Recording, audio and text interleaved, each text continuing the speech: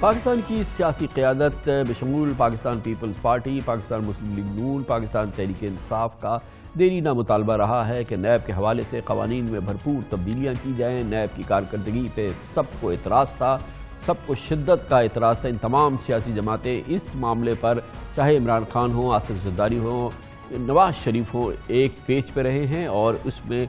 کبھی بھی ان کے ویوز پہ مختلف ہمیں صورت نظر نہیں آئی ہے۔ یہی معاملہ پاکستان کی عدلیہ کا بھی رہا ہے۔ پاکستان کے تمام چیف جسٹس صاحبان، چاہے وہ چیف جسٹس آصف سعید کھوسہ ہوں، چیف جسٹس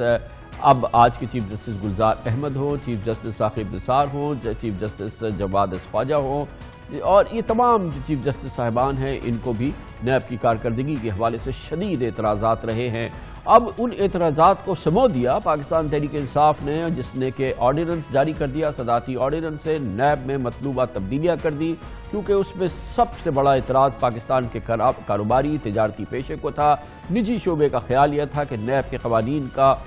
بے جا استعمال کیا جاتا ہے بزنس مین کو ہیرس کرنے کے لیے، کاروبار کو ہیرس کرنے کے لیے، جس کی وجہ سے پاکستان میں کاروبار بری طرح سے متاثر ہوا تھا۔ دوسرا شکایت تھا پاکستان کی بیوروکریسی کو، جس میں کہا گیا تھا کہ اس بنیاد پر کہ نیت صحیح نہیں تھی، اس بنیاد تک پہ جو ہے لوگوں کو ہراساں کیا گیا، بیوروکریٹس کو ہراساں کیا گیا، ان کے خلاف کارروائی کی گئی، ان کی جائیدادیں اٹیچ کر لی گئی، اور اس طرح سے ایک کیفیت تھی خاص طور پہ کاروباری حضرات میں، بزنس کمیونٹی میں، بیوروکریسی میں، جس کی وجہ سے اور پھر پاکستان کی سیاسی قیادت کا ایک پیج پہ ہونا، پاکستان کی عدلیہ کی شکایات، ان سب کو یکجا کیا گیا اور نیب قوانین میں تبدیلیاں کر دی گئی ہیں۔ اب ان تبدیلیوں کے پس منظر میں ایک ڈیولپمنٹس ہیں، دیکھنا یہ ہے کہ پاکستان کی سیاسی جماعتیں اس میں مزید کتنی تبدیلی کریں گی۔ ایک بات طے ہے، کیونکہ یہ معاملہ صدارتی آرڈیننس سے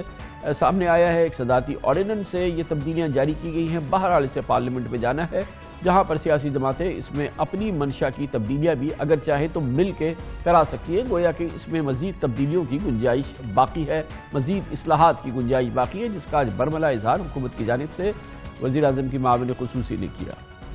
اپوزیشن اگر اس کے اندر کوئی تبدیلیاں کرنا چاہتی ہے، یہ ان کا حق ہے، کیونکہ سینٹ میں اس کو پاس کرانے کے لیے اپوزیشن کا آن بورڈ آنا ضروری ہے، لیکن اس سارے پروسیس کو بلڈوز کر کے حکومت کسی جگہ پہ بھی زبردستی اس کا اطلاق نہیں کرنے جا رہی۔ اس پورے معاملے میں یہ جو بہت اہم تبدیلیاں کی گئی ہیں، جس کا مطالبہ ہر جانب سے کیا گیا، یہ کتنی میننگ فل ہیں، اس کے کیا نتائج نکلیں گے اور پھر اس کے کیا اثرات ہوں گے، اور کیا ان تبدیلیوں کے نتیجے میں پاکستان میں احتساب کا نظام کمزور ہو جائے گا، ختم ہو جائے گا۔ ان تمام معاملات پہ دعوت دی ہم نے بات کرنے کے لیے، خصوصی طور پہ نیب سے طویل عرصے تک منسلک رہے ہیں پروسیکیوٹر جنرل کی حیثیت سے، پاکستان کے سینئر قانوندان بھی ہیں، محترم شاہ خاور ہمارے ساتھ موجود ہیں۔ بہت بہت شکریہ شاہ خاور صاحب، آپ نے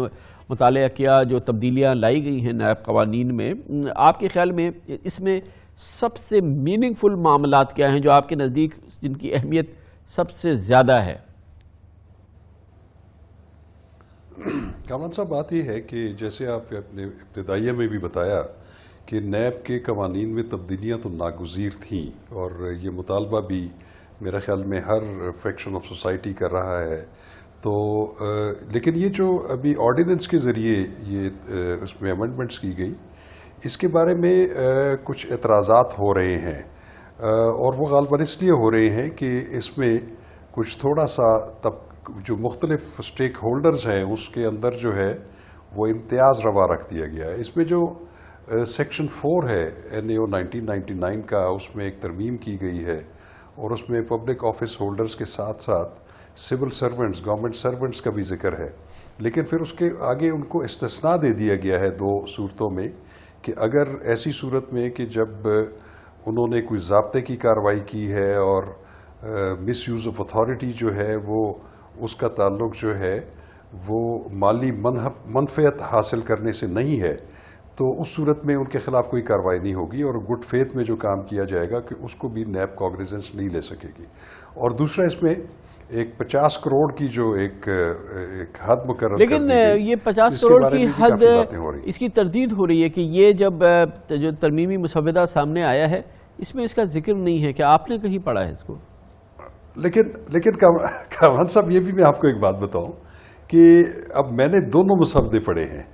نہیں جی، اصل مسودہ وہ ہے جس پہ صدر نے سائن کیا ہے اور جس کا گیزٹ ہو گیا. کل وہ گیزٹ ہو گیا نا سر، وہ جو بہرحال ہے وہ ہے جو کل گیزٹ ہوا. آپ تو اسی کو مانیں گے.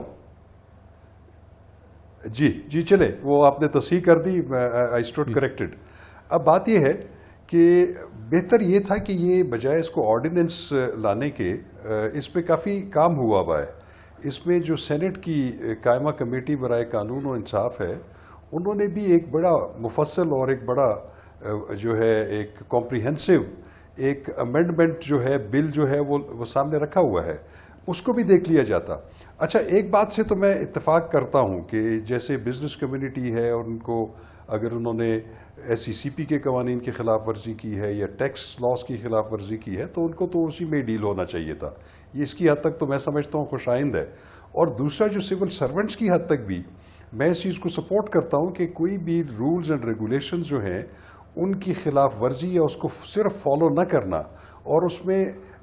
کرمنل انٹینٹ اگر اس میں نہیں ہے تو وہ تو ظاہر ہے کہ اس کی کوگنیزنس تو کبھی بھی نیب کو نہیں لینی چاہیے. یہ تو ایک لاجیکل بات ہے نا شاخاور صاحب، یہ تو لاجیکل بات ہے، ورنہ تو کوئی آدمی فیصلہ ہی نہ کرے، کیونکہ ہر فیصلے میں یہ کون گارنٹی دے گا کہ وہ 100% درست ثابت ہوگا. تو وہ اب ان معاملات میں ہم نے دیکھا کہ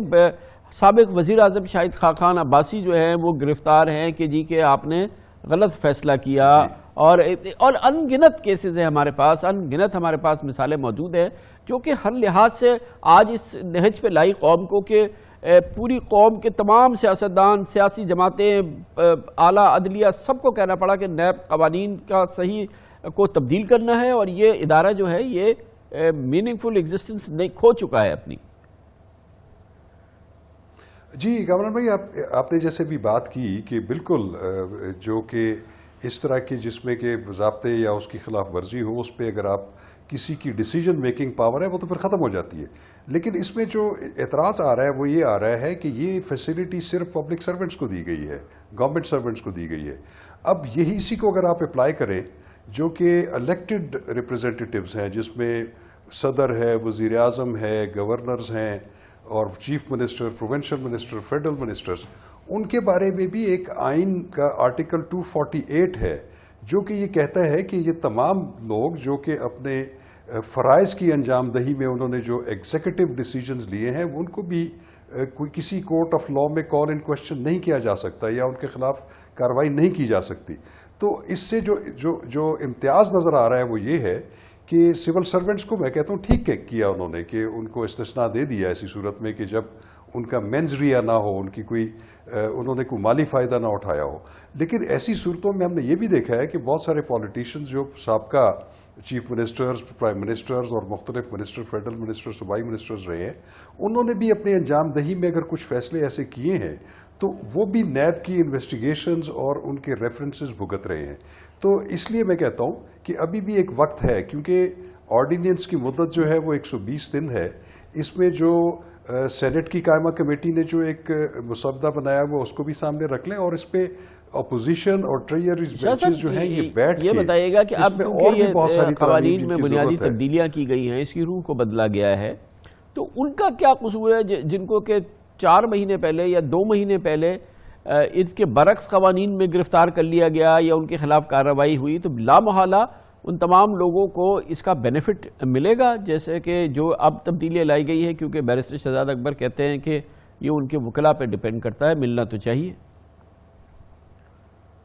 نہیں، بالکل ملے گا. اس کی وجہ یہ ہے، میں آپ کو بتاؤں کہ اس کا افیکٹ ریٹروسپیکٹو ہوگا اور ہونا بھی چاہیے. اس کی وجہ یہ ہے کہ اس میں جو کچھ شکیں ایسی موجود ہیں، ایسی ترامیم ہیں کہ جس میں انہوں نے کہا ہے کہ وہ جن کیسز میں استثناء دے دیا گیا ہے وہ اگر انویسٹیگیشنز ہو رہی ہیں نیب میں تو وہ واپس ہو جائیں گی اور وہ اپنے متعلقہ اگر کوئی پروسیکیوٹنگ ایجنسی ہے تو اس کے پاس چلی جائیں گی. اور اسی طرح اگر وہ نیب عدالتوں میں کچھ جو کہ کیسز زیر التوا ہیں، ریفرنسز زیر التوا ہیں،